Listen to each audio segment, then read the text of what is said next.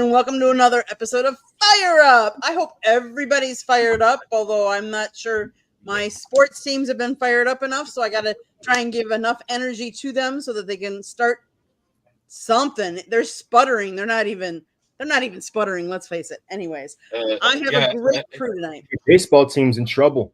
Yeah, the Brewers, I think you're the fan that looks like the stick figure that you see in all the memes, poking the team going, come on, do something. If they prepared as much to face Shohei Ohtani this series as they did, they forgot they have a rest of a team so far. Right. Yeah. Partly, what I think is, and I know that this has happened, is that we all can talk about their payroll, and it's not so much about it is partly about the payroll, but it's partly about all of their pitchers were injured during part of the year and rested. And so they haven't thrown as many games. And so they're almost like in June or July format as opposed to October, knowing that some of the guys haven't thrown most of the part of the season at least. Mm-hmm. So their arms are, more ready. Aren't the Dodgers pretty much depleted? Every pitcher got injured. Didn't they have like 30 pitchers at one point in this season? Exactly. So all those arms are rested, and now they're all back healthy. And so now they're back to, like I said, like June format almost, because they haven't thrown as much. So they've gotten the best of the Brewers, and it's been so far. It's not over yet. And no, it's not over yet. No, it's not. So how's the icy hot bowl going for you, Adam? I was just, Jeremy, I was trying to stick with baseball real quick because I did see that, your Tigers must be pretty excited working on a $250 million extension for Screwball. Did you see that? No, it's actually $250 million short of what they want, which means it's probably one of those deals where it's paid over 10 years' time. So it's like a shortage of $25 million a year. They're probably trying to pay him 15 instead of 40. I didn't really read on it because we were coming on. It just popped up on my timeline, so that was all I read was the title. Sorry. And with the yards that Aaron Rodgers has thrown for, he just passed Ben Roethlisberger for fifth on all-time in passing yards. I did see that. Wow. By 1 yard. That he passed it by 1 yard last I looked. I don't know what he got now. But that was a really nice interception on the sideline by the Bengals. Mm-hmm. He ripped it out of DK's hand and stayed in bounds somehow. Exactly. So we're gonna lead off the show, and I'm gonna take it in the way of college football because JJ, a resident expert in college football, is on, and he can't stay on the whole time. So we're gonna Candy, real quick, why don't you let JJ tell himself who he is so your audience knows who he is? Okay, sounds like a plan. Go, JJ, tell us. Who are you? I really appreciate the opportunity for you giving me that sports talking. And to everyone, thank you so much for tuning in. Really appreciate it. My name is JJ Metz. I'm the youngest credentialed media member in sports. I cover FAU and the Miami Dolphins. I host a podcast on Dolphins Talk. I host a daily FAU podcast called FAU Night Owls. I write about 4 to 5 times a week on FAU Night Owls. I'm doing the Thursday night show here. Going to start writing more here at South Florida Tribune as well, and I really appreciate this opportunity to come on today's show and talk some college football. So thank you, Candy, and thank you everyone on here today for making this possible. Howdy, man, Henry. JJ, do you follow Big E for the Dolphins by chance? I do follow Big E. He actually is on the Dolphins Talk podcast, which is the same podcast that I host once a week. We're on different shows, but I do watch his stuff a lot. Good. There's a couple other Dolphin podcasters too that I like, but I just knew the big one right off my head. Awesome.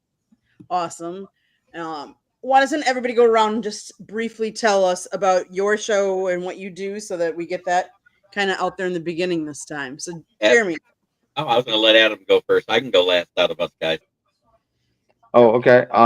So Tuesday night we do an open sports mic.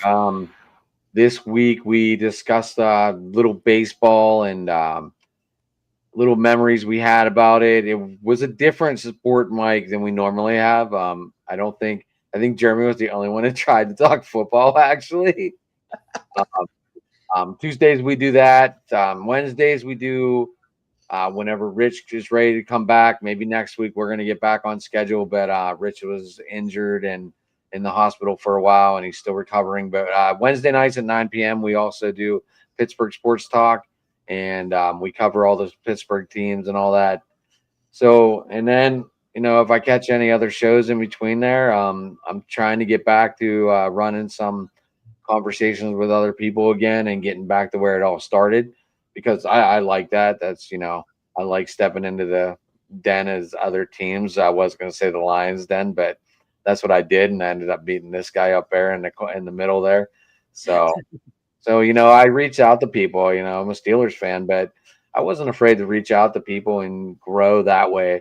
And I have had a lot of people. I've met a lot of people, and I really enjoy talking to people. Awesome. Samir, tell us about you. I'm Samir. I'm currently in the first year of my grad program at Georgia Tech. I am a contributing writer for Sideline Sports. Produce a lot of Atlanta sports content, mainly a lot of NFL content as well. My X is below, and you can find me here on Thursday nights on Fire Up. Okay. Jeremy. Well, you can find me right here on the South Florida Tribune every Thursday night, and occasionally on Tuesday night with Inside the Pigskin when Scott needs me. You can also find me on Adam's show every Tuesday night that I'm not on Scott's show, which is the Open Sports Mic through Driving to the Top production.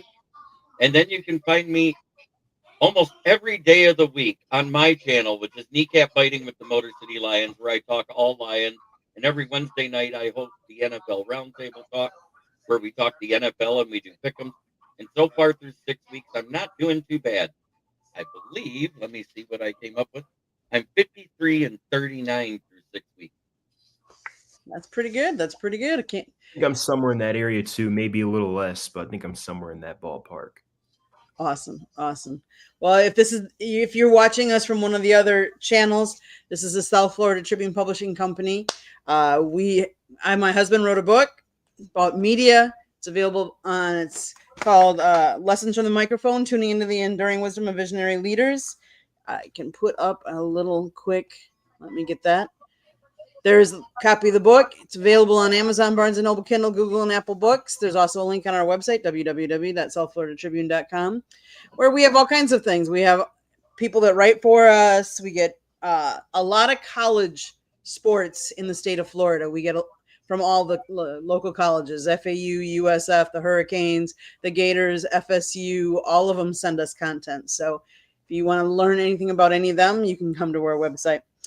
And then on this great YouTube channel, on Monday nights, we talk baseball. It's called 108 Stitches Baseball Talk. Tuesday nights, Inside the Pigskin, we talk football.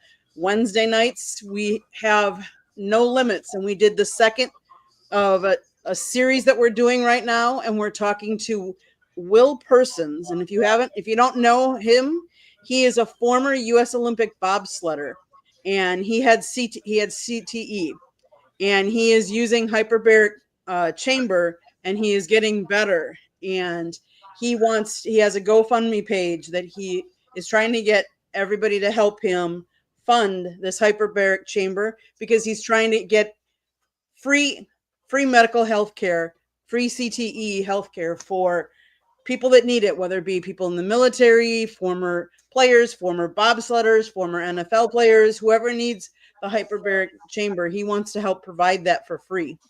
So he's trying to raise money. So we're doing a series on him. Wednesday nights, it's called No Limits. And then we do Sports Exchange, which talks about all the different sports. Then previously on Motor City Mad Mouse shows, my husband does a one-on-one interview show, and he had Trevor Thompson, who is a sports broadcaster from Detroit, on previously. And then Thursday nights, we do Fire Up. Most Saturdays, we do Talking Baseball.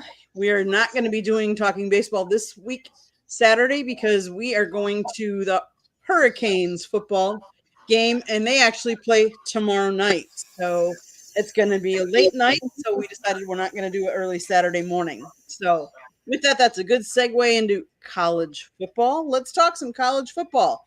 JJ, why don't you start? Yeah, so there's a plethora of ways that I could start, but let's start out with some of the coaching changes because we just saw probably the biggest coaching change in all of college football after a big Penn State loss last weekend. And James Franklin is no longer the head man at Penn State. They decided to part ways with him after a loss against Northwestern. And previous to that, he lost to UCLA. Drew Aller, their quarterback, he's now out for the remainder of the season, most likely. So it looks like their playoff hopes are done. They're 0-3 in conference play. They haven't had a Power 4 win. The big change there, as in terms of games last week, a lot of solid games that we saw. Not a major upset other than that Northwestern one that we saw, but the big game was Indiana Oregon, and Indiana and Kurt Cinetti really pulled off that upset. Fernando Mendoza looked really good.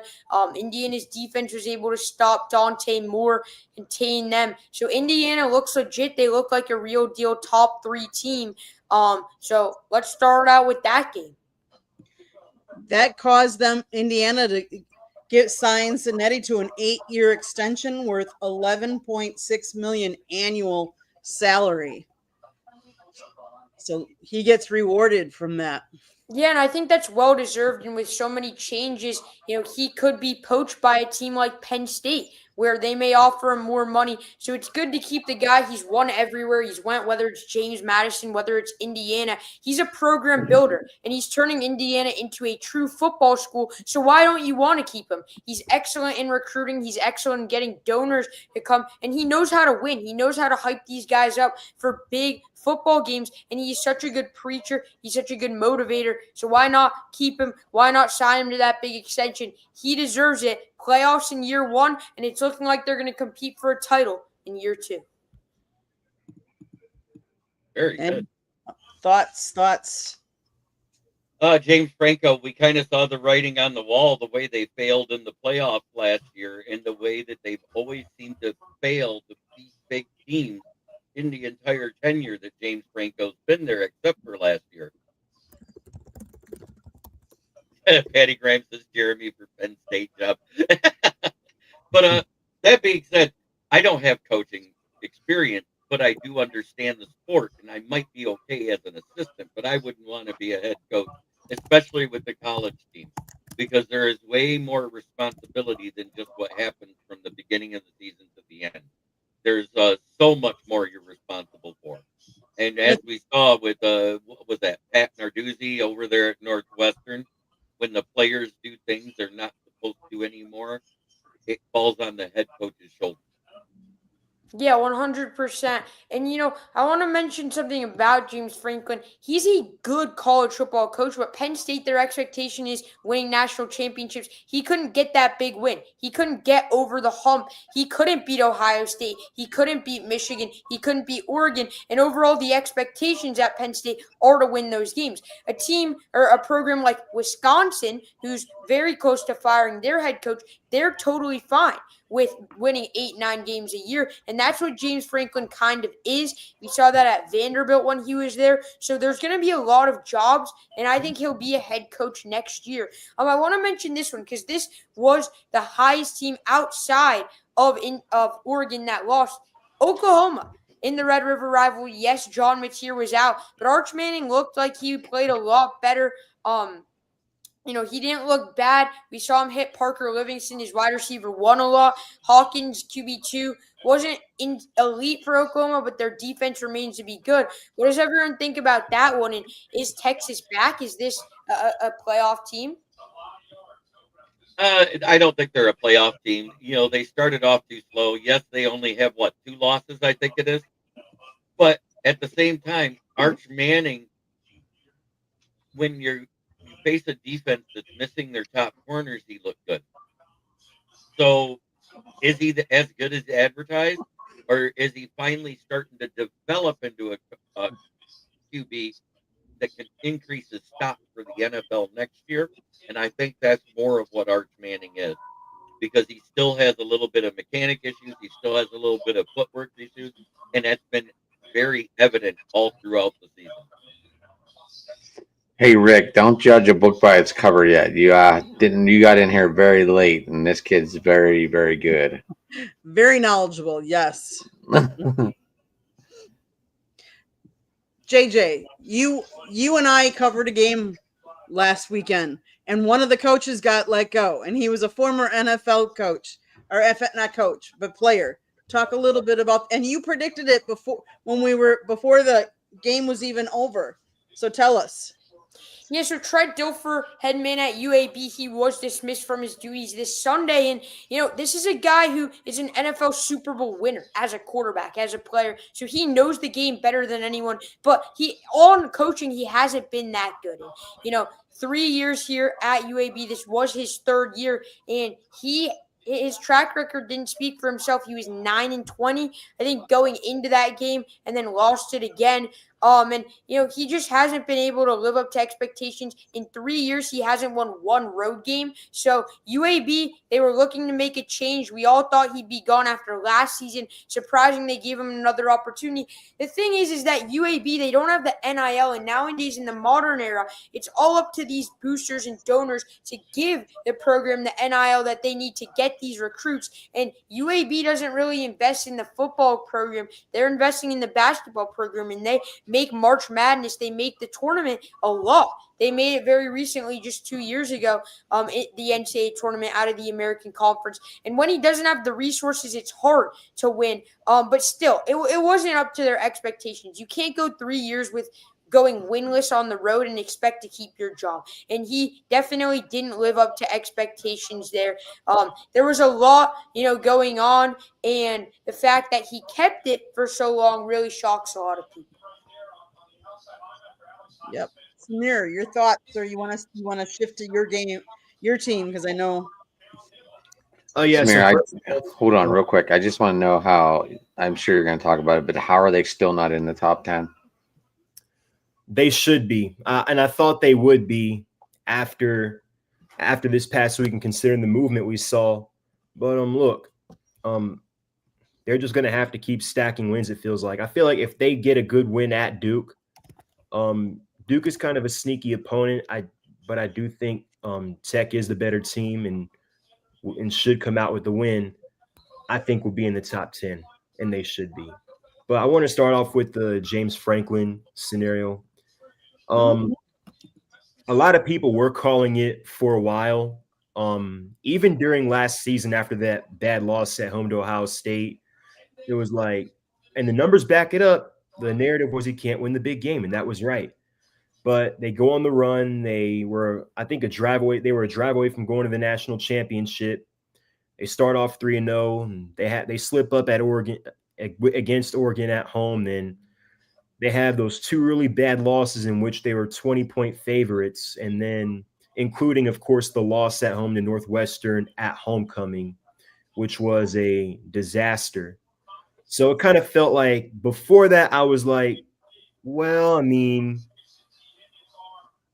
I don't see them making the change considering the state of the program when he got there. And I honestly forgot he's been there. He was there for 12 years. Like, I forgot he had been there for that long. So people forget the state of the program when he got there. And then he was able to turn it around. And then it's like, well, he can't win the big game. And before Saturday, I was like, I don't see that happening. But Saturday was just that bad. It kind of had to happen. And being from Atlanta and, we get a Georgia football, obviously, is in Athens, an hour and a half away to get a lot of coverage. The situation is comparable to when Mark Richt was here and how he was here for a while, 15 years, helped turn the program around. But he just couldn't win the big games. Well, the 1 year they had Alabama beat, and they ended up losing to Alabama. I think they lost to LSU a couple of times. And they end up making that change, and they bring in Kirby Smart. And, think the results speak for itself. But I think the biggest challenge when you make a change like that and when you move on from a coach like James Franklin is who are you going to find that can not only sustain what he did, but get you over the hump. Now, I've heard maybe Matt Rule possibly being interested in the job. I think he's a Penn State alum. So that's one name I've heard. I've heard John Gruden. I don't see it happening. I know he wants to get back into coaching, but I don't see that happening. Brett Key, but he's not going to leave Georgia Tech. Let's be for real.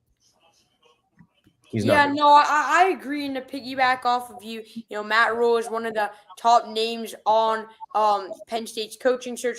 But will he leave Nebraska? Maybe. But he's already turning Nebraska around. And the thing about Matt Rule is he also hasn't proved that he can win the big one.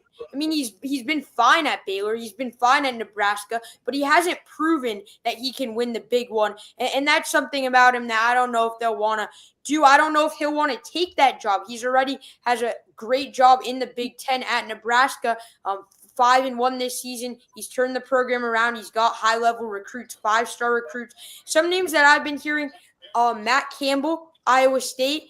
He's a guy who, Big 12 to Big 10 is a step up, and he's turned Iowa State around to be a great program. Manny Diaz, he was the defensive coordinator at Penn State for a while. He's the Duke head coach. Maybe he'll be interested in that. So, Matt Rule, he's definitely going to be the number one guy on the list. It just depends if they'll take him. And then to your comment about Georgia Tech, I also don't know how they're not in the top 10. Haynes King has been excellent so far this season. He's exactly what we saw last year, but better. The fact that he can escape the pocket, use his dual threat ability, and catch defenses off guard with his mobility is very impressive. And I think that he's done an excellent job this season moving that offense. Jamal Haynes, running back, he's been excellent for you guys. Another guy who's returning again. This is an old veteran team, and if you guys win this game against Duke on the road, I would consider you guys to be a lock for the ACC championship. Yeah, definitely. Yeah, it seems like it's going to be a crash course provided there aren't any slip-ups from then until on. It's going to be Georgia Tech and Miami in the ACC championship. Yeah, 100%. And, there are some other teams. SMU, I think, is undefeated in conference play. Virginia is undefeated in conference play. Louisville is one loss in conference play. So you never know if you could get a team that sneaks up.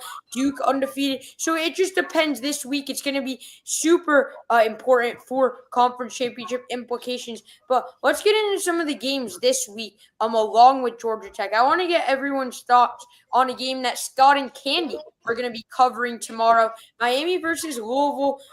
Is this a trap game Friday night? I know it's in Hard Rock Stadium, but do you guys see Louisville maybe posing some problems for Miami?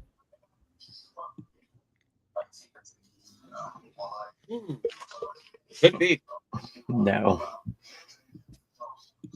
Looks like it's a no. I mean, Miller Mosh, their quarterback, he's been good. He hasn't been great. He is forcing the ball into double coverage a lot with their two receivers, Colin Lacey and Chris Bell. The running back 2, Duke Watson's going to be out. Isaac Brown, running back 1, he's questionable. So when you have your top 2 running backs who are both probably not going to play, it's going to be hard to pull off the upset. But if Miller Mosh stays in the pocket, makes the right reads, doesn't throw it in double coverage, and is smart with not turning it over, you never know. It's one of those Friday night games that Florida State was caught off guard with. So you never know if Miami will be as well. Vanderbilt and LSU. This one caught my eye. Garrett Nussmeier, LSU's quarterback, is questionable. He did have a rib injury this week in practice. Do you guys think that this 2.5 for Vanderbilt is fair? And you guys think Vandy wins that one or LSU? I'm going to say LSU. Yeah, I'm going to go with LSU. I'm going with LSU on this one. Same here. Man, I'm going to be the one person with Vandy. I love Diego Pavia. I love the confidence from him. And I think that with the Nussmeier injury, if Nussmeier doesn't play, this is an easy lock for Vandy. And I think it's trending in the direction where Nussmeier doesn't play, because when this game opened up, LSU was a 1.5-point favorite, and now Vandy is 2.5. So it's looking like day by day, it's more and more likely that LSU's star quarterback is not going to play. And if he doesn't, I don't know how you could take them to win. Is everyone going to go with Samir's Georgia Tech over Duke? Yeah, I'm going to. Yeah, me as well. We got a good one. Well, not a good one, but Candy's Wisconsin against Ohio State. Is Luke Fickell gone if Wisconsin gets embarrassed at home? I just don't know if they're going to pull him during the middle of the season or not. I mean, there's people that have come out and said, that he should stay for a while, that they need to give him more chances. Barry Alvarez even did that before this last game. Now he's kind of changing his tune a little bit and softening. I mean, the Badgers have not been this bad, I don't think, ever. 37-0 to Iowa is just embarrassing. Now, they play at home against Ohio State. I don't know what kind of a score you'll see that would cause Fickell to be fired. Chris McIntosh has already come out and said that he really doesn't want to do that. For the Badgers, leaving $25 million, that they owe Fickell, I don't know if they can overcome that. So I don't know if that might play a big role in not firing him. Yeah, and the way I look at it is why would you fire a coach mid-season with that $25 million buyout if you could spend that $25 million on recruiting and bringing in a top recruiting class? Because I would rather, have the coach finish the season. He's already getting paid for the season. Spend all of that $25 million on getting high-level talent, developing that talent with the new head coach. That's just the way I look at it. The big one, Ole Miss at Georgia. It's going to be College game day in Athens. Can I get anyone's thoughts on this one? Georgia usually does good on the college game day shows when they come out. I think Georgia's going to win this one handedly. Yeah, I think they should, but I think Ole Miss is going to be tough. But I think with the game being in Athens, I know Ole Miss, they shut down Georgia last year. But I think with the game being in Athens, I have to give it to Georgia. Yeah, and Georgia's obviously going to want revenge from last year's game. Ole Miss's quarterback, Trinidad Chambliss, he was the QB2 heading into the season. Then Austin Simmons got hurt. He's been excellent. He's up for the Heisman conversation. But now Austin Simmons is back. And now Lane Kiffin is going to have to make the decision. Does he roll with Trinidad Chambliss or does he put Austin Simmons back in? Ole Miss definitely has the talent to win this game. They struggled against Washington State, but it's Washington State. You're not going to get your guys up for that one. So that's going to be an interesting one. Gunnar Stockton, quarterback for Georgia. He's been solid. Any other games you guys want to go over, talk about? What about USC at Notre Dame? Yeah, so for this one, it's going to be a really great matchup. Jaden Mayalva for USC. He has been very solid. And USC's running game really impressed me. I thought, USC their defense was going to get ran all over by Michigan last weekend. And they were able to stop them. They were able to stop Justice Haynes. They only allowed 109 rushing yards. USC's running game absolutely dominated Michigan's run defense. But not just that. Jaden Mayalva through the ground. He has a lot of design QB runs, design read options where he gets out of the pocket, he fools defenses, and he can read defenses very well. So I think that USC could definitely, pull off the upset. But this is a must-win for Notre Dame. This is Notre Dame's toughest opponent, still on their schedule. If they want to make the CFP, they have to win. CJ Carr, we know what we're going to get from him. He's a solid quarterback. He's a freshman.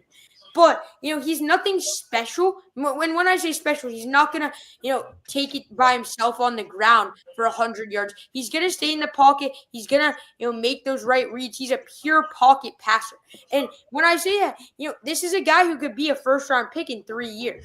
But he's not going to fool you. You know what you're going to get from him. His weapons are elite. You have Jeremiah Love through the ground, one of the best running backs in the country. Through the air, there's so much more. You have Greathouse in the slot. You're going to have Malachi Fields, a Virginia transfer who had over 1,000 yards last season and has been pretty solid this year. You have Faison in the slot. You have so many weapons that Notre Dame has and can utilize, and that's where I see Notre Dame winning that one. But what about you guys? What do you guys think? I like Notre Dame. I think USC has a good chance to upset them. Notre Dame has a good team, but USC is playing at a different level. We saw the way they dismantled Michigan. But granted, that was Michigan traveling to the West, which the Big Ten has struggled with overall, facing other teams in the Big Ten in the West. But there's a couple of teams that have handled it, like you mentioned earlier, and also Ohio State. But like MSU hasn't won a game west of the Rockies since Nick Saban was a coach. Yeah, that's true. And speaking of your Wolverines, Washington from the West Coast is going to travel into Ann Arbor this weekend. And, Sharon Moore, there's been a lot of talk about him and his job security. And people are saying this is a Jed Fish audition game in Ann Arbor if he wants to win. Just what are your thoughts on the program? They already have 2 losses away from home. Jeremy, do you think that your Wolverines are going to pull the trigger by the end of this year? And also, do you think that they're going to win this game at home? And what are some of the key matchups you're looking for this weekend? The key matchups is our weak wide receivers versus their secondary that seems to be pretty good. Our running game with Justin Haynes is amazing. But if they don't get those wide receivers to start catching the ball when Bryce Underwood gets it to them, they're going to struggle. Oh, of course. And, we've seen those receivers not show flashes of greatness. There have been a lot of drops. You don't have a guy like Nico Collins like you did in the past. You don't have a guy like Cornelius Johnson who you did in the past. Samaj Morgan has had a plethora of drops this season. There's been a lot of also drops from McCauley last game. I do think that Andrew Marsh, the true freshman, has been excellent. And I think he could be the next star Michigan wide receiver if Bryce Underwood can make sure that he makes the right throws to him. We know how speedy he is and how good he is at making separation, especially on those posts. But I definitely could see Michigan's receivers in general just making it so much harder for them. How would you evaluate Bryce Underwood so far this season? Highest recruit ever rated to come out of high school. He's getting paid $10 million. They're 4-2 right now. They put up only 13 points against a weak USC defense. Do you think he's going to live up to the hype, or do you think he's exceeded expectations so far this season, Jim? Well, we saw while Sharon Moore was out that they did more of the RPOs and they utilized his athleticism. And I think they need to get back to that, because if they don't let him get outside the pocket, he is not a perfect pocket passer. He is a better passer on the run outside the pocket. So I say take the chains off Sharon Moore or you're going to lose your job. JJ, what do you think of the Pitt freshman quarterback? Eli Holstein? No, Pat. What's his name? Pat.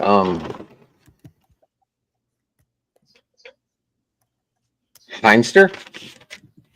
Has he played? Holstein got benched. Holstein got benched 2 weeks ago, and this freshman came in through 6 touchdowns, I believe, 2 interceptions, 680 yards in 2 games, and he's 2-0. He beat Florida State last week. Wow, yeah. I mean, clearly he's been good. I thought Holstein didn't do terrible. You can correct me if I'm wrong, but why did they make the switch on that? I'm not sure either. I think this was more of a coach's decision, and apparently right now it's trending in the right direction. Desmond Reed helps too in that backfield. As you see, I have his jersey right there. Yeah, awesome. I love the Pitt Panther passion that you have. Are you all of Pittsburgh? Is that your sports niche?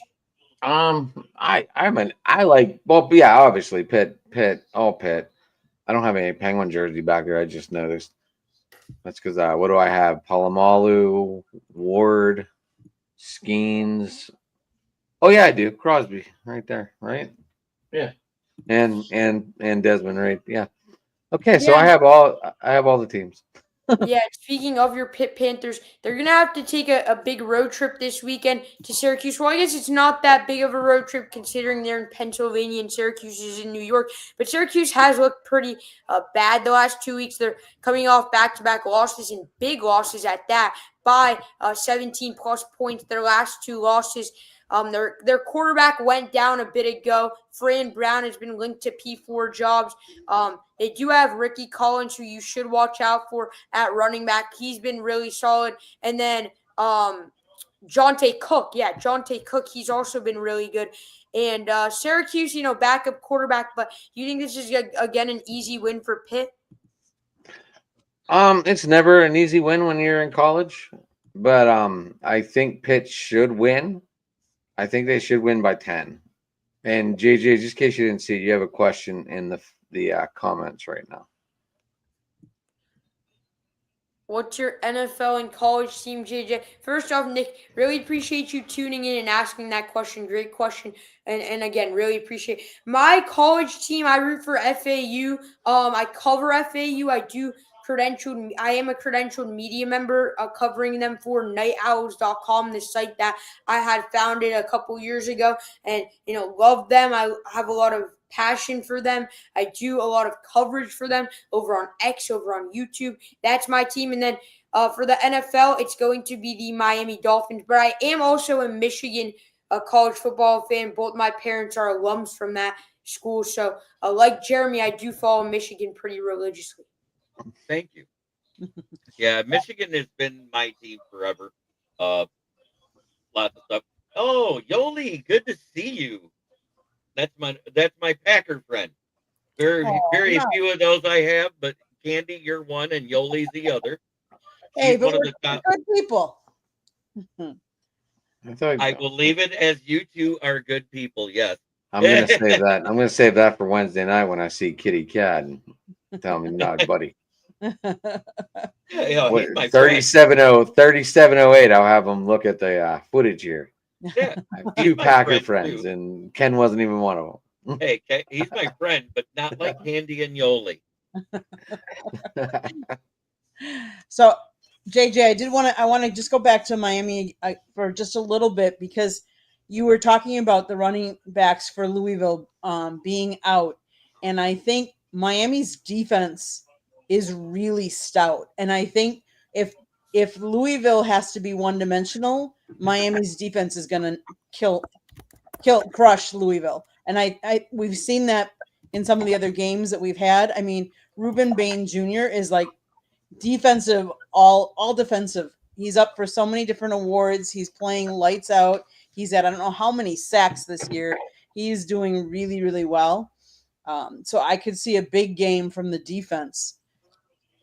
Yeah, no, of course. And you mentioned Ruben being the monster he is on defense. I mean, he's a generational player. He's definitely going to be in the top 5 of the draft picks. And, he's really good. He can really get after the quarterback. He has 2 sacks this season. That's very good. But also 26 tackles, leading the team in tackles. He's been insane, to say the least. Akeem Mesidor has been also very solid at interior defensive line. He can also get after Miller Moss, and Miller Moss isn't good under pressure. He kind of doesn't step into the throw in the pocket, and I've been watching a lot of film on him. He's not, he hasn't been the same as he's last year, and he's super unmobile and unathletic for a college quarterback. So that's something that Miami could definitely take advantage of with those 2 big guys in the interior with Akeem Mesidor and Ruben Bain. And then when you get into the secondary, you have David Blaze, Xavier Lucas, guys who can definitely get interceptions, guys who can cover very tight. And Akeem Mesidor is the leading sack person with 3.5 sacks so far.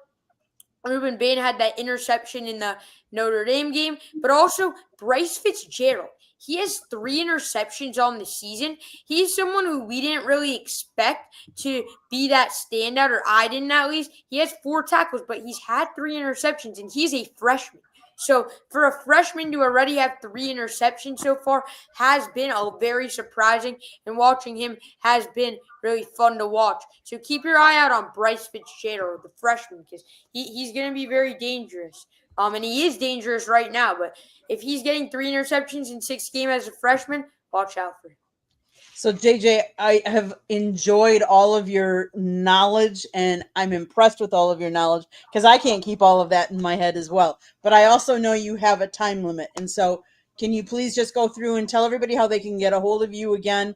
And then, of course, we will see you next week back here with more. You can cover all the games that you previewed for us. Yeah, so on YouTube at Dolphins Talk Sunday mornings, I go live before games at Dolphins Talk. That's on Sunday. Please make sure to head over to at FAU Night Owls on YouTube. Just started a daily FAU Night Owls podcast. Make sure to you guys check out that if you want your daily FAU coverage. And then follow me over on X at JJMetsFAU. But before you do any of that, follow the South Florida Tribune. What are you doing if you're not subscribed? You have weekly day shows Monday, Tuesday, Wednesday, Thursday, Fire Up, Inside the Pigskin. So much stuff, so much content. Everyone does a great job here. So what are you doing if you're not subscribed? Go over to X, follow them. You can also find me on X at JJMetsFAU. And also, it was an absolute pleasure, Jeremy, Candy, Samir, and Sports Talking Hurricane. I really appreciate it. I'll be listening for the remainder of the show tomorrow. But thank you guys again so much. And thank you, Candy, so much for this opportunity. I really enjoyed it. And I'll see you guys next week. I just followed you back. Sounds good. Thanks, JJ. Yeah, I followed you back right away too. Okay. Well, his college knowledge blows me away. that was awesome. Yeah. I just like to sit here and shut up when he's talking. Yeah, I didn't know what I was like. I'm just letting this kid run shop. Who cares? Yeah. Exactly. Yeah, college football is definitely not my alley. I'll say that. I didn't get to talk about it Tuesday night. What do you guys think of that birthday gift? Nice. It's a pretty good birthday gift. Nice. Nice. What flavor is that? That is cinnamon whiskey fireball. Okay. But it is the limited edition Detroit Lions wrap where it celebrates the back-to-back divisional championship on the back. Okay. Nice. I thought it was a flavor too, Spare. I was hoping it was too. I was hoping that it was the Honolulu Blue Kool-Aid because that'd have been amazing. There, let's get that right because I'm like, I haven't been right all night because I keep trying to lean to the center of the screen and I was like, I'm going the wrong way. What's going on? Somebody hit the mirror of my camera on. Pat Fryermuth just got a touchdown. It's now 20-17 Bengals. Okay, guys, let's move the conversation over to the NFL now. I think right. Yeah. I think I'm colleged out. I am. Listening to him, I loved it, but there's nothing more to add. I know. But he's good. He is. And that's why we brought him on. Like I said, we met him over at FAU and we started talking to him, and then he came on. Last week was his first time on, and I was just blown away with his knowledge. And I'm like, okay, we got to keep bringing him back on for college football because, hey, some people love that, and his knowledge is great. So I'd like him to meet the guy we have on my channel. I think he finally found that bottle of Viagra he was missing to get off the couch. Chad Ochocinco used to take it before games because they couldn't test positive for it. Right. Okay, guys. What do you think about the title of the show, NFL Officiating in 2025? I can think off the top of my head at least 2 games a week the past 6 weeks that seem to be decided by no calls or bad calls. Would you guys agree with that? Well, I mean, I feel like that's kind of what you're going to get every week in any given NFL season. And then I think, Candy, you mentioned before we got on, we were going to talk about whether NFL officiating or officiating mistakes can impact the outcome of games. The answer is yes and no. And it's yes and no for the exact same reason. Over 70% of NFL games week in and week out are decided by one score. So making a call or missing a call here or there can impact, whether or not a team wins or loses. Like, for example, the illegal formation in the Detroit Kansas City game last week on the 4th down, that from the pass from David Montgomery to Jared Goff with the Wildcat, that cost the Chiefs a touchdown and cost me some fantasy points. Amen. Me too. Because I got Monty and Goff on my team. No, I was starting both of them, and I'm like, oh wow. And then it's like he gets called back. I went from like leading to losing real quick. Mike Tirico and Chris Collinsworth, they seem to think it was the right call, but you had people debating whether it was or whether it wasn't. And then of course we all know the roughing the passer calls that teams like the Chiefs get, week in and week out. I think a lot of teams get that. I think. I mean, it really depends. It depends. As a Lions fan, I will admit Hayden Hutchinson deserved that call on himself because he was 2 steps away. He did have a chance to hold up, and he didn't. And he laid his shoulder right into his shoulder, which is up high, and that's one of the things they frowned upon. Yeah. If it's shoulder to head and you hit a quarterback, that's going to be roughing the passer, especially if it's late. Unless it's the playoffs and you're the Commanders, Frankie Luvo hitting Goff. Right. And then I'm going to say no from a standpoint of the same reason. Again, 70% of the games in the NFL week in and week out are decided by one possession. So each game is 60 minutes. You've got 60 minutes to try and go win a football game. Now, you could argue, and the biggest culprits, the Saints fans, we were robbed in the 2018 NFC Championship. Well, mind you, the game went to overtime. You guys got the ball first, and the Hall of Fame quarterback Drew Brees threw an interception on the opening drive. You have to remind them that every time. And, you hear, even last year, it's our game against the Chiefs. Oh, if the refs didn't miss that pass interference call against Kyle Pitts, we end up beating the Chiefs. Well, we got the ball back again, and we got stopped on a 4th and 1. So those are really just 2 examples where, those calls make a difference, but at the same time, you had other chances to go and win the game. Yep, and I agree. But, when it's certain teams, and I'm not going to get into names, and you see about 7 penalties and then 3 no calls on stuff that should be called a certain way, and they don't happen in that game, that affects the flow of the game, which puts it out of reach for those games that are not decided by a score. Do you know what I'm saying? Just curious, do you think both ways? Do you think because they show, certain teams more on the highlights, like highlighted game of the week, we don't see the other games where the same shit's happening? I think that happens a lot. I mean, look at that game that the Houston Texans put that butt whooping on the Ravens. They cried about the officiating in that one. Because it seemed heavily, even though Ravens were at home, it was heavily favored. They said it was heavily favored, that they didn't understand how an O-line that wasn't protecting C.J. Stroud all of a sudden only gives up 2 sacks in a game without holding. You know what I'm saying? When they were averaging 6 sacks a game all year.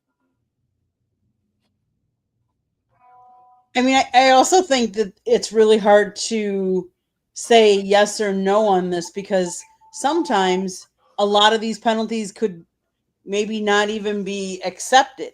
So sometimes it's hard to say one team is, way over penalized or caught compared to other teams because you're going to go off, what that we have stats for. If we look at right now, the total count of calls, the most penalized team right now is New England with 52, and then we go down to Atlanta with 27. Right. But look at New England; they're 4-2 and have overcome all those penalties. Yep, they've been penalized 411 yards compared to Atlanta's 187. Now, just think if they don't put the ball on the ground 5 times against the Steelers, they'd probably be 5-2, 5-1. 100%. I mean, I still say Ramondre Stevenson this offseason went and practiced with King Henry. Oh, looks like the Bengals just scored again. Yep. Yes, they did. Who scored it? I'm watching on my phone. I'm trying to listen to the TV, but Yeah, it feels like David Pittsburgh's having one of those games where they're playing down to a team they have no business losing to. It feels like they've got like it's like I don't know if it's a Tomlin thing where Samir Tomlin is horrible on third down. Look at his record. Yeah, I mean, like they've got 2 or 3 games a year where they end up playing down to a team they have no business losing to, and either barely winning that game or just flat out losing. There might have been a penalty. Oh no, they didn't. 86 caught it. 86 caught it. Whoever 86 is Noah Fant. Jermaine Burt? No, not Jermaine. Noah Fant. Noah Fant. Yeah. Yep. Who played with Joe Flacco in Denver. Mm-hmm. I have a question for Nick. Do you live in St. Louis then, Nick, or are you just not a Kansas City fan at all? I'm just curious because he said he's from Missouri and not a Kansas City fan. So,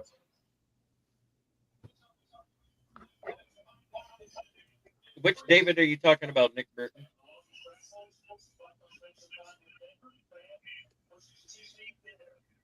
I don't know if he does or not. I don't know which David you're talking about. So unless I'm enlightened with the last name, I wouldn't. I have lots of Davids I know.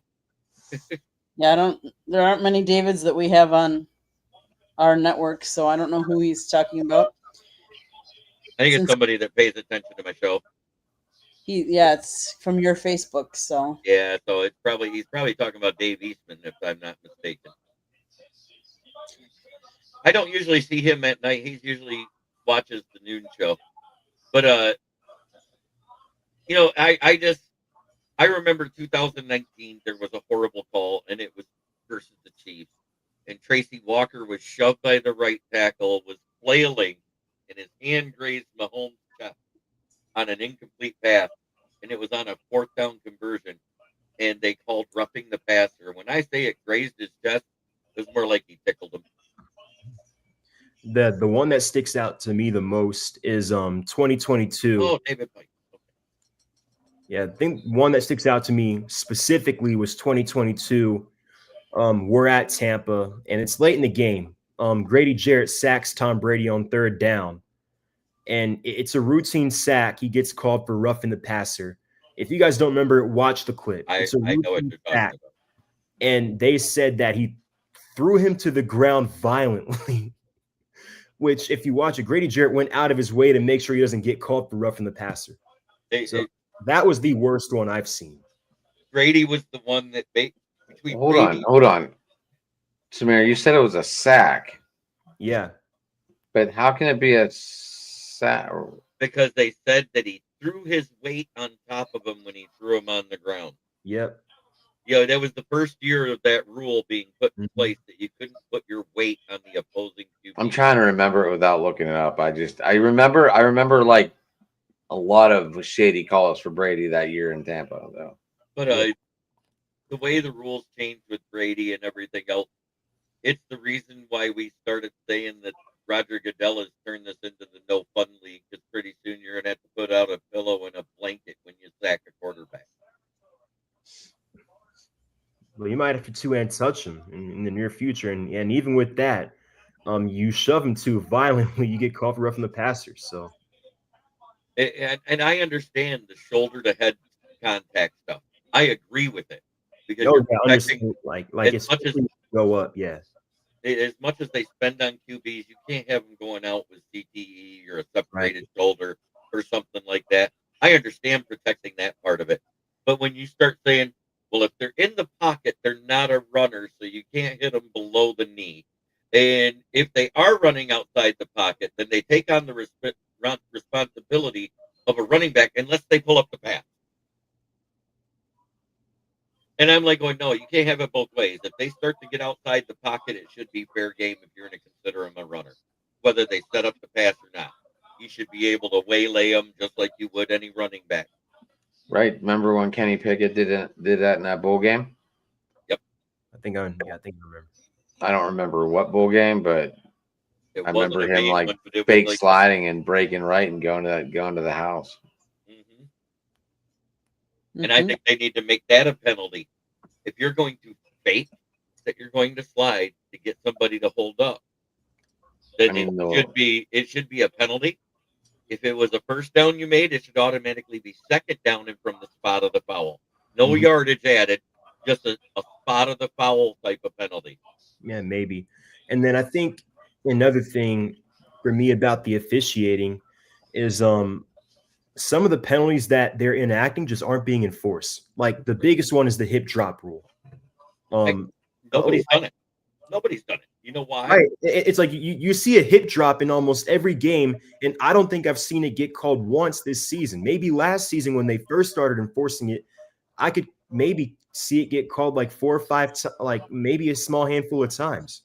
So it's like, I mean, it was called 5 times last year, the first year of the rule. Yeah, and some of them are just clear. Right.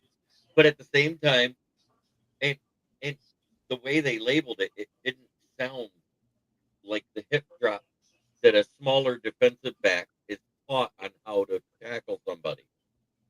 You know what I'm saying? Because you got to roll over their lower extremities and stuff like that. Well, I said, well, they roll over the lower extremities on almost every regular tackle there is. That means you can call the hip drop on any tackle.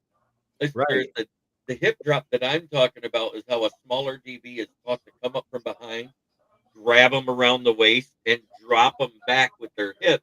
It's actually a hip drop. Yeah. That's the textbook definition. Right. But that's not what they define in the rule. If you actually read it, it's actually quite complex. It's 3 parts. Okay, guys, what games in the NFL are you looking forward to this weekend? I'm looking at 2. This is becoming a barn burner. Holy cow, 27-24. Yeah. Washington just got a touchdown. Yeah, so the 2 games I'm looking at, number one is 3. Number 1 is the Rams and the Jaguars, which it's a London game. I kind of wish it was a regular time game. It looks like it's going to be a good game. The Rams are going to be without Puka. The Jaguars, they're up to a good start, but their offense had some inconsistencies, especially with Trevor having problems getting the ball to his receivers. My biggest issue with Jacksonville is that they need to cut out the 2-way gimmick with Travis Hunter. I wouldn't call it a gimmick, but they need to stop trying to have him play 2 ways. Have him play 1 way, whether it be offense or defense, and have him stick to it, because I just don't think 2 ways works in the NFL. There's a reason it hasn't been done before, and it probably won't work. But I said originally when he came out of college that I thought Travis Hunter should practice with the defense, but focus on being a wide receiver, which is an easier transition to the NFL. Yeah. And I think it still affects him. He has been effective at times, but it hasn't been as productive as they thought it would be on either side of the ball. Yeah. And I think one part of that matchup that's going to be interesting is Travis Etienne and the kind of season he's having against that Rams front 7. You got Jared Verse, Byron Young. I know Braden Fisk, he's off to a slow start this season, but we'll see if he can turn around. Then you've got Nate Landman. They signed him from Atlanta in the offseason. He had a down year with us last year. He's having a pretty good year over there now. So it'll be pretty interesting to see how Travis Etienne, the start he's had, matches up with their front 7. The next game I'm looking at is Philadelphia and Minnesota. The Eagles' offense is out of sync. Saquon's having a slow start. The passing game is out of whack. Hasn't been a good start on really either side of the ball for the Eagles. Like their secondary has only had 3 turnovers so far. They've lost a lot of key players though after winning the Super Bowl. Yeah, they did lose a lot there. And even their front 7, they lost a lot up there as well. But no. Samir, do you feel the new offensive coordinator is hurting the Eagles? I mean, based off what we've seen so far, yeah. Because If it was only one guy struggling, it'd be one thing. But the fact that I don't think Saquon has rushed for over 90 yards yet, and we're in week 7. You've got AJ Brown and Devontae Smith, who obviously one of the best wide receiver tandems in the game. They're off to slow starts. They're not happy with the offense. So, and then you've got Jalen Hurts. I know he's got his critics and whatnot. I do think he might be one of the most overhated players in the NFL, if not the most overhated. But when your offense with that much talent struggles collectively as a whole, that's an indictment on the offensive coordinator. But I do think now with Minnesota's run defense, they have struggled this year because Cashman is out and Van Ginkel is out. Is he out this week? I think so, and they're big. I thought I read he was back. Cashman and Van Ginkel may play this week, but Cashman has interviewed and said he is playing. Alex Van Ginkel is just questionable. Yeah. But the biggest thing is everybody's making a big deal about Ivan Pace missing 10 tackles and leading the league this year. But you also have to look at the missed tackle rate. He's 5% the guy with the highest rate on the team because he's attempting so many tackles because he also leads the team in tackles. So if you lead the team in tackles, you are prone to have more missed tackles than everybody else. Because the average is right around 22%. And guess what his average is? 22.5%. Do you think we're ever going to see a London game played at night? I doubt it. No. Because their nighttime. That would put it at 4 o'clock. That would put it at 4 o'clock. 4 a.m. here. That'd be 3 o'clock. That would put it at what? They're 5 hours ahead. So if they started at 7:30, that means it would be an in-between game at like 2:30 start. 2:30, 3:30, somewhere in there. Mm-hmm. So the first games aren't over and the second games haven't started, and it would get overshadowed with the local games where actual fans of the home team can be at. I know there's been rumor about a Super Bowl potentially being played in London. I have not. Don't see it. I just don't see that happening. I know and I think I've said this before, the NFL is kind of trying to model the NBA where they're trying to grow the game and make it, this international kind of thing. I just don't see it working like it has with the NBA. Okay.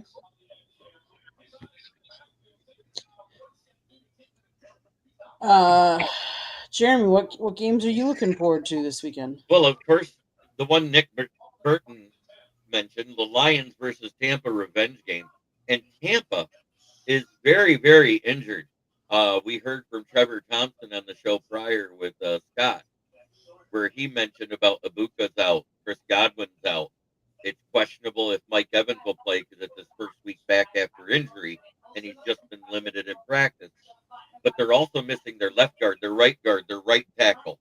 They're also missing Bucky Irving, which means they're going to have to depend more on Rashad White. And if they got that many holes, and now I just saw that their center was limited in practice today. So there's a chance they may be starting 4/5 of a new line this week. The one guy's only got 4 games experience in the NFL. That does not bode well for a team that's supposed to be great. Now, I'm not taking anything away from Baker. He's done wonders this year. But if he doesn't have his star, Ibuka, to take the bulk of those receptions, it's going to be rough. And we also have the return of Lee McNeil. And in light of Terrion Arnold not being able to play and Brian Branch being suspended this game, we picked up Jamie Robinson off of the Chiefs practice squad, who shared snaps at safety and at corner. We also signed former Pro Bowler and Super Bowl champion Kendall Fuller to our practice squad, which I expect to see him active because he was signed Tuesday. So I think we have some relief coming in a veteran that has over 500 tackles, 436 of them solo, 2 sacks, 2 forced fumbles, 3 fumble recoveries, 16 interceptions in his 8-year career. Yeah, I feel like if there's a game the Bucs are going to lose, it's this one.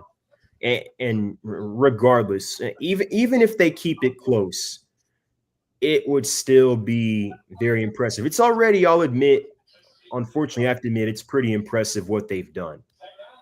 Most teams, if not any team, would not be able to survive the injuries the Bucks have had, really on both sides of the ball, really, especially offensively. And right now, Baker's the MVP, and I know Todd Bowles has gotten a lot of heat, especially from Bucks fans. But right now, Todd Bowles is the coach of the year. Yeah, and if they do lose this game, then the coach for the year goes up in the air. And if the Jags pull it off, I think it's going to be Liam Cohen. Well, now the Bears have won 3 straight, and they've got the Saints coming up. So there's a good chance the Bears are 4-2. Oh, they will. They've got now Ben Johnson could be in that conversation as well. Yeah, but you're talking about Mike Vrabel should be in that conversation as well. Vrabel, yeah, Ben, yeah. Yeah, 100%. But I'm just saying the way that nobody expected the Jags to be here is the difference. I did expect the Patriots to be much better. Aaron Glenn will not be in that conversation. Aaron Glenn might be in the toilet bowl conversation. He might be back to being your coordinator next year, Jeremy. I don't want him back. I mean, honestly, I kind of feel bad for him. I mean, the Jets. He knew what he was doing. Yeah, I mean, I like Aaron Glenn, but unfortunately, he has to coach the Jets. I mean, look, you see what Todd Bowles has. You see what Todd Bowles has done since leaving the Jets. I mean, and it probably won't happen. But if Robert Saleh were to get another head coaching job, he'd probably have a little more success than he did in New York. Do you guys remember when the reports came out that we were hiring, that the Lions, prior to hiring Dan Campbell, was hiring Robert Saleh? And he actually interviewed on the local news station that night at 11 p.m. on the West Coast. Where he made his mistake is that the management already knew Matt Stafford wanted his way out. And he said in the interview, he goes, if I get the chance to coach Matt Stafford, I'm walking from San Francisco barefoot back to Detroit. And when you hear that, and you're the upper brass, the talking heads that are meeting to decide who you're going to take as your coach, and you already know Matt Stafford wants to be traded, are you hiring a guy that said that on a local TV station? And yeah. I think that is why 2 days later we ended up hiring Dan Campbell, and Robert Saleh was like, "What?" And a week later, he went to the Jets. Yeah, and then my thing, and the funny thing about the whole Dan Campbell thing was, and it's gonna get my point back, and this is gonna get my point back to Aaron Glenn, because I've heard a lot of people talk about Aaron Glenn potentially being a one and done. Here's my thing. When I remember that coaching search, like when the Lions hired Dan Campbell, it was like, who is this guy? And he's talking about kneecaps, and it's like, who is this guy? Like, what are the Lions doing? And then Jeremy loves it. That's where he got the name of the show. And then they start, what was it, like 0-10? They started like 0-10 or 0-9, 0-9, and we got a tie versus the wonderful Mike Tomlin-led Pittsburgh Steelers. Another one. Yeah, they start 0-9 and with the tie, and then one time he cried at a press conference because they were losing all these close games in year one. Mm-hmm. And then that brings my point back to Aaron. You see what he's done since then. The rest is history. And you see what he's and my thing, this goes back to Aaron Glenn. I feel like the Jets are just as a Falcons fan, I don't really have a lot of room to talk about organizations that are poorly run. But the New York Jets are one of those that are worse. One of the few that like, you look at the Jets was like, oh, they make us look like a tightly run ship, but like no one can win there. But let me say something real quick. Your ownership did do something good for the fans, if it still holds true.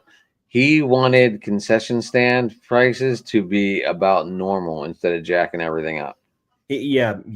I'll say that between that and not hiring Bill Belichick, that might be the two good decisions we've made since the Super Bowl. But with that being said, I feel like you have to let Aaron Glenn, especially during a rebuild, you have to let him set his program.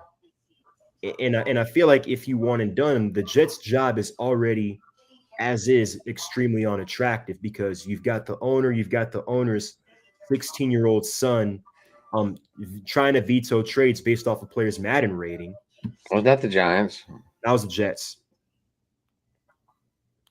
Like Okay. I think Joe Douglas wanted to trade for can't remember what player it was. I think it might have been can't remember who it was, but and I think the owner's kid who's like in high school vetoed it because his Madden rating was too low.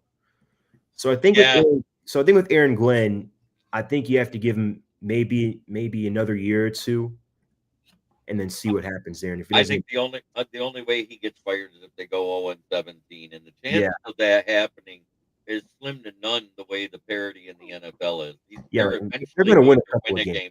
They're going to win at least one game on accident. Yeah, you would hope. Adam, did you go over what game you were looking forward to this weekend? Well, obviously tonight's game was one I was really looking forward to. Okay. But yeah, my main eyes are on that Eagles game. I do have a lot of fantasy players in that one, so I'm hoping the Eagles just say, "Screw you, wide receivers. We're going back to running the ball because since you two opened your mouth, we have lost every game." There, you can put up my meme for tonight's game that I shared out. The icy hot bowl. The last time we saw two quarterbacks this age was Drew Brees versus Tom Brady. What year was the last time an interdivision rivalries traded besides this year? Oh, it's been a long time. I can't. it was remember. last season when Jahan Dotson got traded from the Commanders to Quarterback. I would say, was it Donovan McNabb? No. That, After or before? Oh, I mean after, obviously. You probably weren't even a thought in your parents' world yet. Oh wow, he's going way back. Would it be in the 70s? It was in the 70s. Was it in your division? No. Okay, what division was it in? NFC, the East. Yeah, you said when a quarterback got traded in the division. That was I think 2010 when McNabb got traded to Washington. In the middle, I'm sorry. I guess I should have went in the middle of the season. Oh, the middle of the season, I don't know. I'm sorry. I left that part out. Was that Joe Theismann getting traded before he got injured? I don't know the guy's name, but I know it was 1974 Cowboys and Giants. Quarterback, whoever it was. Was that Starbuck? What? Was that Roger Staubach getting traded from? No, it was I would have remembered that one. I don't remember the guy's name. Sorry, guys. I'm a bad trivia question guy. I'm not a game host. Chopton, maybe? Compton?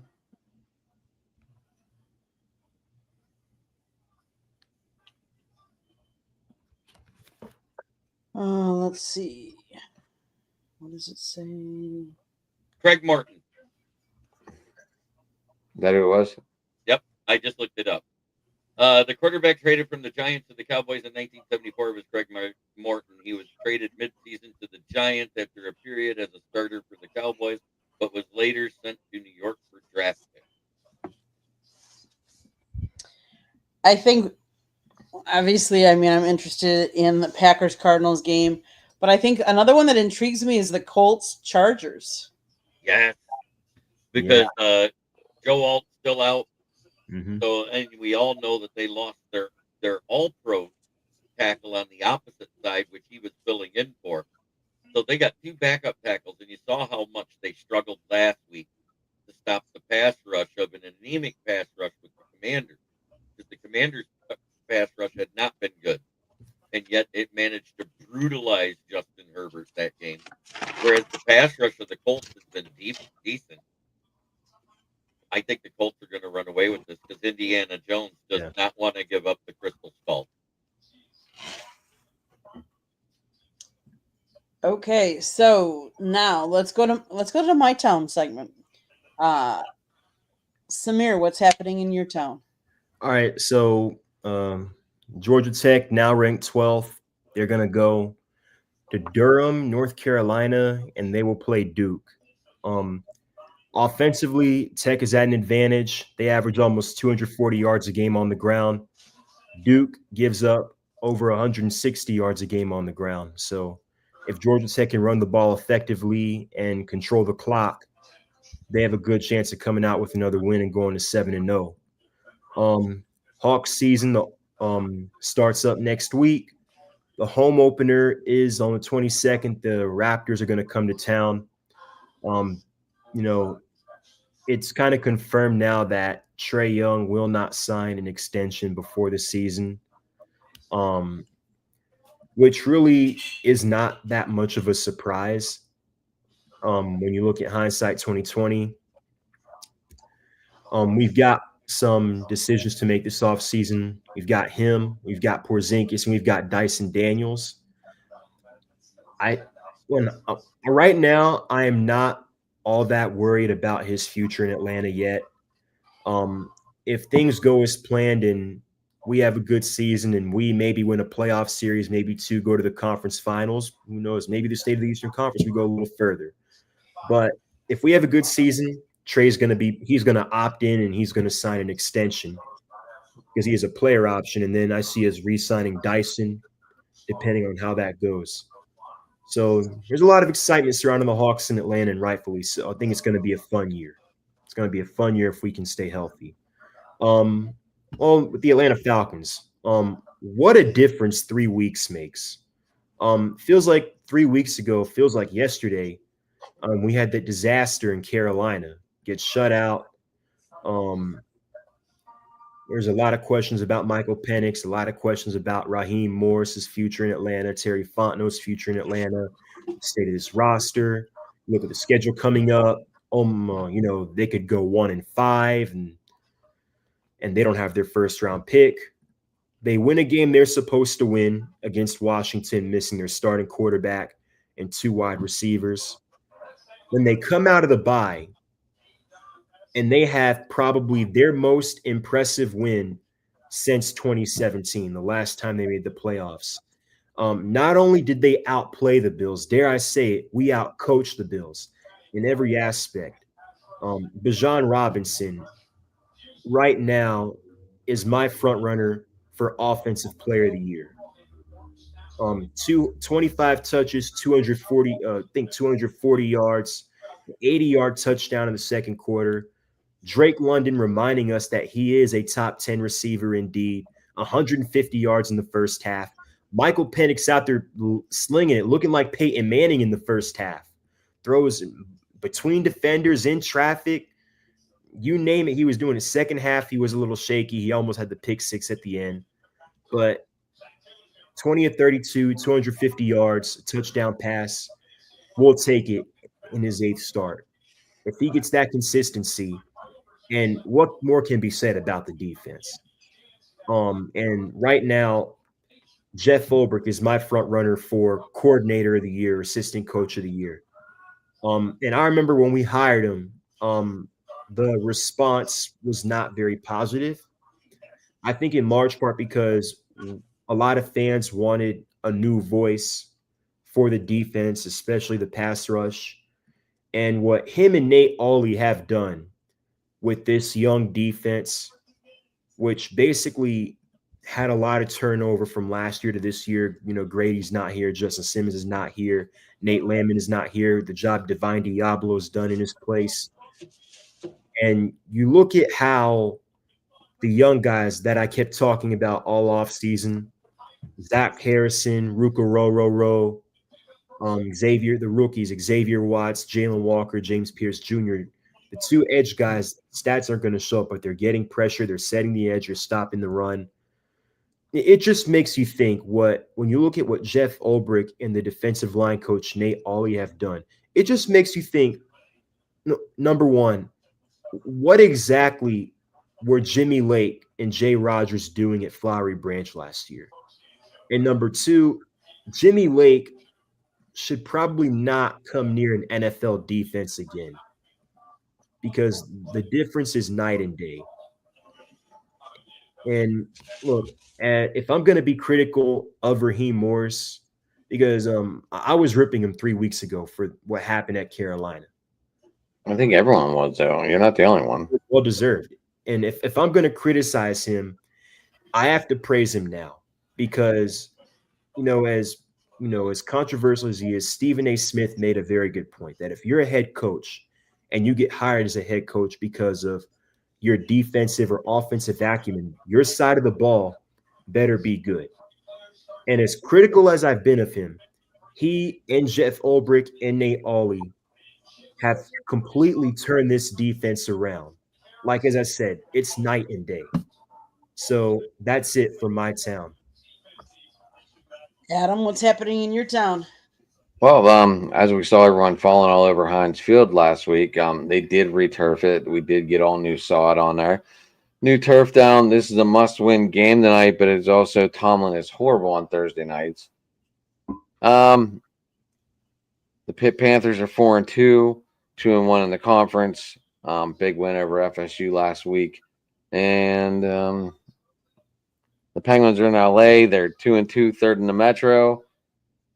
Malkin has 6 assists. Crosby with a goal and 3 assists. And here's one that threw me off. The Pirates they didn't re-sign their pitching coach, Oscar Marion.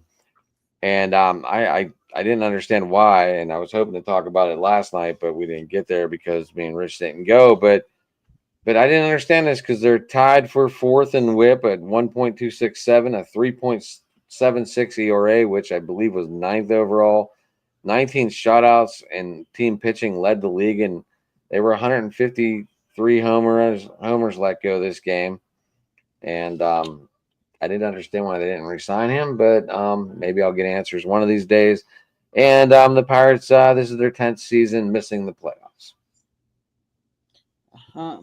Pat Fryermuth just had another touchdown, so Steelers are about to be up with like over 2 minutes left.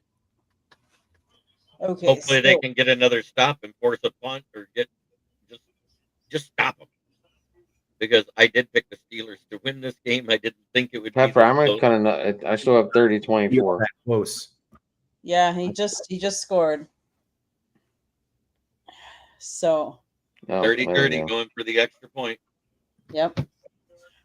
So Jeremy, I know what you're gonna do, but I'm gonna do my town, and we're gonna let you be the last for my town. Because it's special. I think that's why I want to emphasize it. So obviously, my town, my Brewers are in the playoffs. They are down 3-0 to the Dodgers. Clayton Kershaw said, "Good pitching will always beat good bats, always." And I think the Dodgers, the way they've been pitching, would beat anybody right now. The way that, look what they did with the Phillies. Look what they did now with my Brewers. They're taking them down. And I think sometimes they're in the heads. I think the Brewers are overthinking things and trying to win it on one pitch instead of playing what got them there. They're small ball. They're just doing consecutive hits and stuff like that. And I think but they over exceeded everyone's expectations this year. Nobody thought the Brewers would be where they are. Oh, it's Candy. Is Chario even gonna play tomorrow? Because it looked like he re-injured that hamstring awful on that foul ball. I know. I saw that too, and I doubt it. I don't know. I mean, I guess it would depend on how much. How bad it really is, and it looked bad. It did look bad. It looked really bad. Yeah, I don't know. We'll see if he DHs or if they keep him out completely. I don't know. My Badgers obviously are preparing for Ohio State to come in and play them. Yes. Man. How much money do you guys get for this? Nothing. It's a Big Ten game. I know. Yeah, but the one thing that I didn't say earlier when we were talking about Luke Fickell is the other thing that they have to look at, and not only is how much money do they owe him, but how much money are they losing at the gate? Because they have said attendance is way down. They have said that obviously NIL money is going to, be pulled and stuff like that. So it's not just how much do they owe the coach when you have to think about all this, but so we'll see how they show up. Let's face it. Any given Sunday, any team can beat them. So any given Saturday, although I don't give my Badgers much of a chance. The big game, obviously, we're going to be at Miami Louisville game. That's tomorrow night. FAU travels over to USF, who are ranked. That is going to be a tough game for FAU. Although I think FAU is trending better than they were in the beginning of the year. I think the quarterback is kind of he was intercepted a lot in the beginning, and I think he's gotten those more under control. Part of that, I think, is their head coach. Anytime a head coach is wearing multiple hats, he's the offensive coordinator, he's the quarterback's coach, and he's the head coach. He's wearing all three hats. That's a lot for one coach, I think. So that'll be an interesting game. The Packers have Arizona this week on Sunday as well, so that should be an interesting game. And think what else. And I don't really consider Miami my team, so I don't know who they're playing, and it really doesn't matter because whoever they play, it'll be an L. It's just a matter of when will Mike McDaniels be let go. I mean, Amen. It feels like it's a matter of when. Right. It's not a matter of if, it's just a matter of when. Yep. Jeremy, you want to do your town? No, my town, Adam kind of heard this story on Tuesday night. It was how I got into the whole podcasting, which led to me writing for the South Florida Tribune. 2018, February 8th, the infamous Super Bowl when the Falcons failed to keep the Patriots from winning. I had a phone call from my oldest son. He was going out for his engagement dinner. And he asked me my thoughts on the game. I said, you know what? They're up big, 25 points. But you know what? Don't count out Tom Brady and the Patriots. I wouldn't be surprised if they made it a game. As a matter of fact, I wouldn't be surprised if they came back and won. Oh, so you called it. I called it at halftime. Because I remember when Robert Alford had that pick six and we're up 21-3. It's like I'm watching it at a watch party at Taco Mac, and we're all like, we're gonna win the Super Bowl. Can you believe this? We're actually gonna win the Super Bowl. So, well, long story short, we know how the game ended. Tom Brady got in, the Patriots got the win. 9 a.m. the next morning, I received a phone call because my son perished in a single car crash with a tree. And the last thing he said to me at halftime was, if that happens, I hope you do something with your sports knowledge, because it would be amazing if that happened. It took me 5 years, to get where I am. In 2020, I started a Facebook page about the Lions. In 2021, I changed the name to Motor City Kneecap Fighters because of Dan Campbell. And because of that, I used to do a Monday talk during the off season with the fans that I had in my group, which grew to 1,800 within 2 months. And I would do a live, just a Facebook live. And all of a sudden, this guy that I had seen before but I didn't remember where, Jim Bordeaux popped in, and he was the founder of Detroit Lions on the Prowl YouTube podcast, one of the oldest ones that were ever on YouTube. And he goes, you don't even have your phone in front of you, and you're reading off stats like I can't even remember.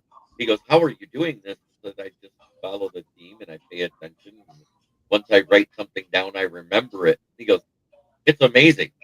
He goes, I do a podcast, and every Friday I have other podcasters and occasionally fans. He goes, you should be a podcaster. I want you to be on my show. And that's how I got into podcasting. I would be at work, take my lunch at 11 a.m., go outside with my phone and have it on a little tripod stand and smoke cigarettes, drink And one day I bought a mic that plugged in, or a headset mic that went in it, and it was super hot.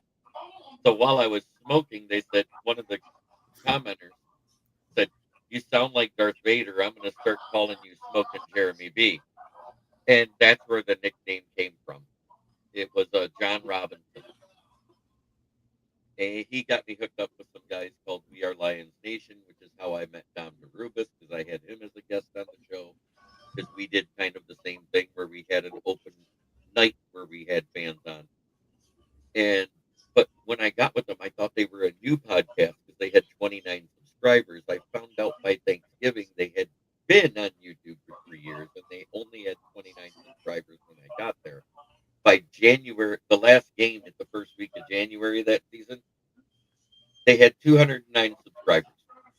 And after that game, I said, guys, I think I'm going to break off and do this on my own. And here we are 4 years later at 576 subscribers. And because of Dom DeRubis being a part of Inside the Pigskin, I got to make a few comments that Scott found hilarious. And he messaged me. And that's how I got into writing. And that's how I am where I am today. So Dude, the Bengals are sorry. Yeah, the Bengals are they're at like the inside the 10. Yeah, they're on the 7. Sorry, Jerm. it's okay. Yeah. When did I do my first show with you? Like 2022, maybe? 23. Was it 23? It was. It was the 23-24 season when we ended up winning the division. You had me on when we faced you guys that year. I had the guy from the UK on with us. Yep, it was Anthony, and he saw me and he goes, "Holy crap! I haven't seen you since Detroit Lions on the Prowl." So that was fun. Like I loved it. That was fun. I used to search for teams and try and get together a big round table. Yep. Maybe I introduced you to the round table, Jerm. No, I started the round table very year one. I started it my very first year. I started when I was only doing 2 shows a week to begin with. It was Wednesdays and Friday nights. I didn't have a daily show yet. That's all I did was the Wednesday night show with Pick'em, and then I did a Friday Lions fan cave chat. And somebody said, "Have you ever thought about doing a daily show?" And I said, "No." And all of a sudden, in the 2023 season, when I met you, that was the year I started my daily shows in the morning. And I used to have to go in front of another group because they liked the 11 to 12 o'clock hour. So I was on from 10 a.m. to 11 a.m. Seeing how I worked afternoons, it worked out good. And then it grew to what it is now. And now I'm at noon Eastern, 11 Central, 10 Mountain, 9 Pacific, however you want to look at it. But I'm being seen in 118 countries, 180 different cities. And it's amazing to me that I'm worldwide. I got people in India that watch me. Mm-hmm. And I think that's amazing that the brand is as global as it is. But yet we don't play anything in the Middle East for NFL games. So for me to see Middle East, Africa, Australia, China, Japan, even Russia watching me, I get a little awestruck and humbled by it that this guy with just a high school diploma that learned how to write with passion is now seen worldwide. Mm-hmm. I've done shows with guys from Australia. That was cool. Mm-hmm. Because their 9:30 is 9:30 in the morning there. Right. So like 12 hours so like it's like perfect. They're like, hey, we don't go to work yet. You want to do like I was like, hey, I'm talking to someone in the future. It's already tomorrow. Right. Like it's like tonight's the 16th. If we were talking to them right now, it's going on 11:30 a.m. on the 17th. Right. Mm-hmm. Yep. So it's amazing, and I love every minute of it. I love reacting with the fans. And if it was my show, I would have answered every single one of Nick Burton's questions as soon as he put them up, because that's how I roll. I stop, I finish my thought, address the chat, then come back. Mm-hmm. But when I have guests, it's a little different. It's more like this, where I go through it, I address the chat, then we go to the next person, then I'll address the chat, then we go to the next person. And it's great. I love the fan interaction. And Mm-hmm. Andy and Scott got to see me when I did my live draft reaction show in the media room. room there last year in Detroit, and they were very shocked at how well I handled the chat and what was going on with the NFL draft and everything else. And Scott was overwhelmed with how many of the college players I actually knew and had a little bit of a draft profile on. And if I said anything that was incorrect or wrong, he would correct me, and I didn't mind that Mm-hmm. because everybody needs to be corrected if they're mistaken. Right.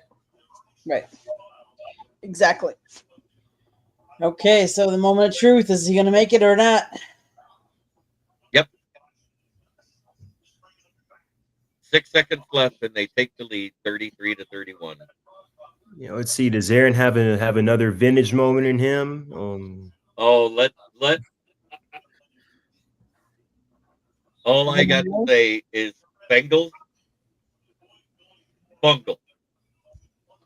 I've seen them lose with 10 seconds on the clock before. There's 6. And if anybody can throw 65 yards down the field to an open receiver, it's Aaron Rodgers. We've seen it. Yeah. Well, if they were smart, they'd not kick it out of the end zone. If they were smart, they would put Jamar Chase on defense. And T. Higgins. Why not? What do you have to lose? Oh, I said the same thing in that versus the Aaron Rodgers in that game where we were tied for the division because we actually beat Green Bay earlier in the year in Detroit. And we had the chance to win the division. I think that was the 2014-15 season when we had such a good defense. Darius Slay was a rookie. We had Nevin Lawson and I can't remember what was that. Rasheed Wallace was the other corner. We also had a Hedabu playing because Louis Delmas went out for the season because of a broken arm or something, because of how reckless he was. And I think that was when Glover Quinn first got with the team. And Glover Quinn. And the Hedabu, yeah, that's who it was that back there. And I said, why don't we have Calvin Johnson back there for this play? Oh, was it? I think it was the year after when they got called for the horse collar or the face mask. Yeah, and then he went and just. No, it was the 65-yard pass to Richard Rodgers that ended our season. That's what I'm talking about. 2015, because that was the 14-15 season. Yes, yeah, I was right. Because that's why we ended up having to face Dallas in the playoffs instead of Seattle.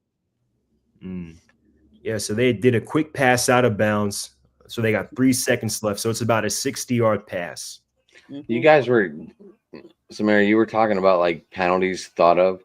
And I just thought of like every Seattle fan, every time you talk to them, they just say the push off. Why was that a flag? Super Bowl 2000. Oh, yeah. Jeremy Stevens. Yep. Oh, against Pittsburgh. Right. Yeah. 3 seconds left. Here we go.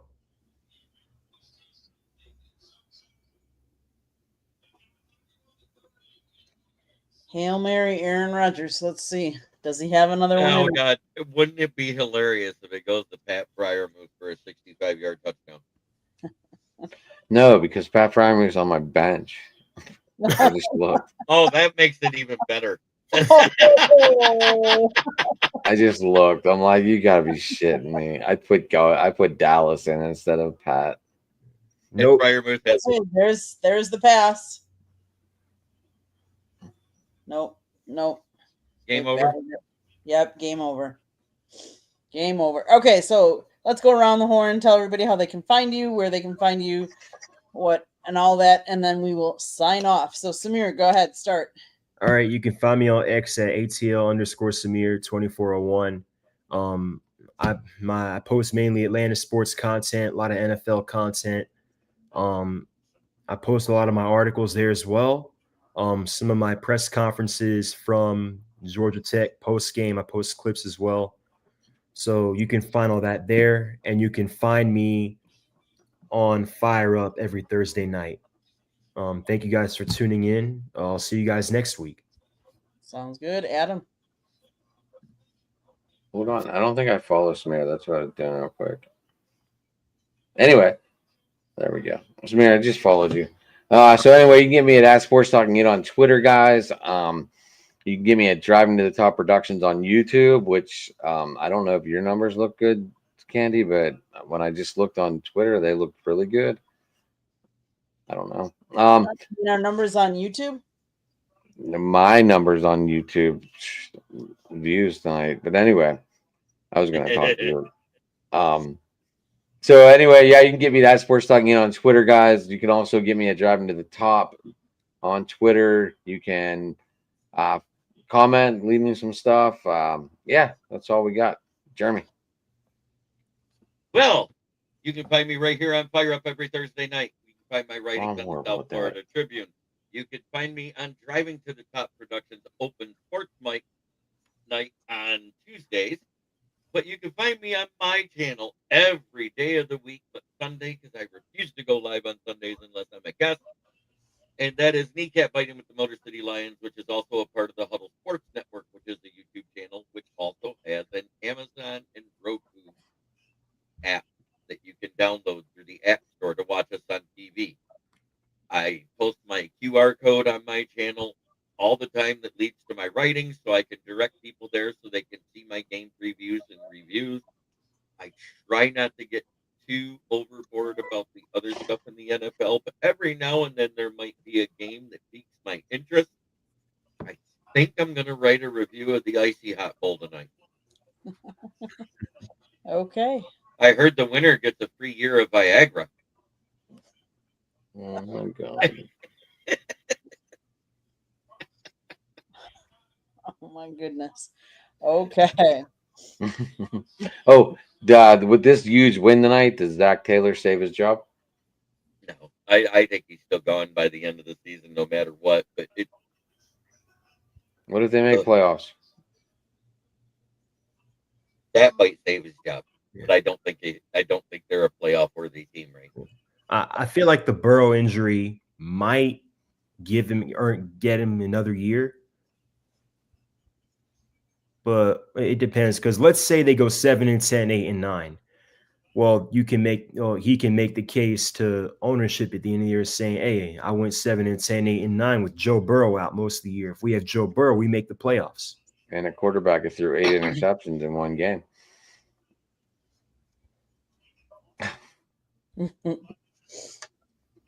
All right, I'm done asking questions, Candy. I know. Okay. South Florida Tribune Publishing Company published a book, Lessons from the Microphone, Tuning into the Enduring Wisdom of Visionary Leaders. It is written by my husband, Scott, the Motor City Madmouth Morganroth. Talks about media and how media has changed over the course of his career, 40 plus years. He has lots of stories in there. He has a picture of him and with a young Muhammad Ali. Go get your copy today. It's available on Amazon, Barnes & Noble, Kindle, Google, and Apple Books. There's also a link on our website, www.southfloridatribune.com, where there is a plethora of great content. If you like to listen to podcasts, you can find us wherever you get your podcast. If you see the red subscribe button in the lower right-hand corner, that means you haven't subscribed to at least one of us. So please do so, and then turn on your notifications so you know when we all go live. And support everybody that supports our channel, any of our panelists, because they're giving us of their time, so we appreciate that. So please subscribe to their channels and support them as well. If you want to advertise, you can always call my husband Scott, 954-304-4941. And if you want to be a guest or have topic ideas, you can always email us at southfloridatribune.com.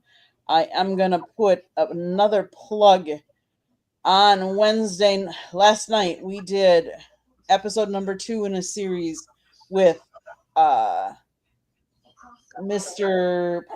Will Persons. He's an Olympic bobsledder that was bobsledding for 9 years. He has CTE. He actually has a hyperbaric chamber that he is getting oxygen treatment, and it is helping him.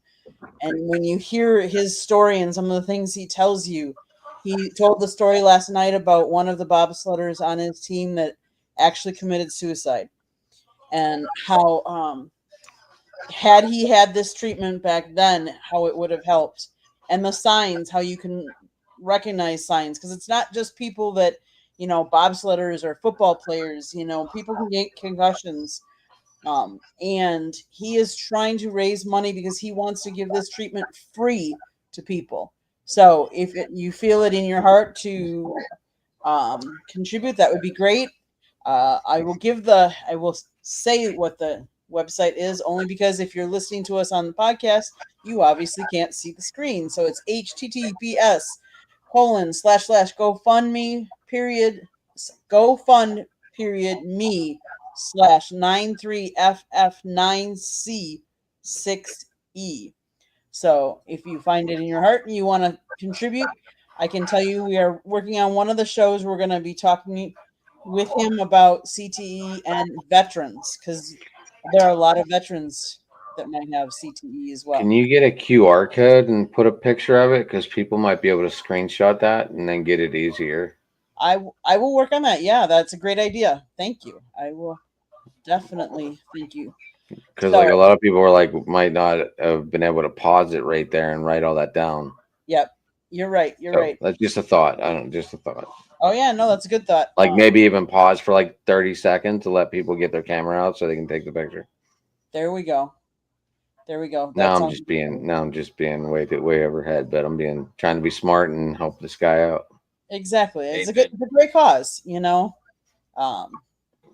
So with that being said, I want to thank everybody for watching. Enjoy all the sports and everything you have. Jeremy, why don't you end us? Try every day to be a better person than you were the day before. That's the only way to make the world a better place. It starts right here. Much love to everybody in the chat. No matter what team or sport you follow, you can always get something good out of Fire Up. There you go. Thank you, everybody. Thank you.